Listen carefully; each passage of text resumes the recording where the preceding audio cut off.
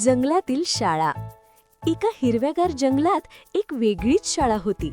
त्या शाळेत शिक्षक होता मोठा आणि शहाणा हत्ती. दररोज सगळे प्राणी एका वडाच्या झाडाखाली शिकायला यायचे. माकड त्या झाडावर बसून पुस्तक वाचायचं, ससा आणि कासव खाली बसून ऐकायचे, तर सिंह सुद्धा खाली बसून शांतपणे चित्र बघत शिकायचा.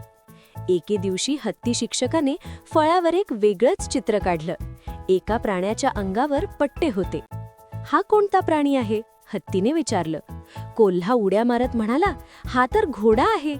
ससा म्हणाला, नाही नाही, हा तर गाढव आहे. माकड वरून ओरडलं, हा तर वेगळाच प्राणी दिसतो.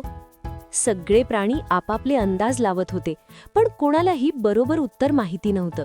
तेव्हा हत्ती हसत म्हणाला, हा झेब्रा आहे आणि आजचा धडा आहे, नवीन गोष्टी शिकण्यासाठी आपण लक्ष देऊन शिकायला हवं. सगळे प्राणी आनंदाने टाळ्या वाजवू लागले. त्या दिवसापासून सगळे अधिक लक्ष देऊन शिकू लागले. बोध: शिकण्याची इच्छा असेल तर प्रत्येक दिवस नवीन काहीतरी शिकवतो. लाईक करा, सबस्क्राईब करा आणि गोष्टींच्या दुनियेत सामील व्हा.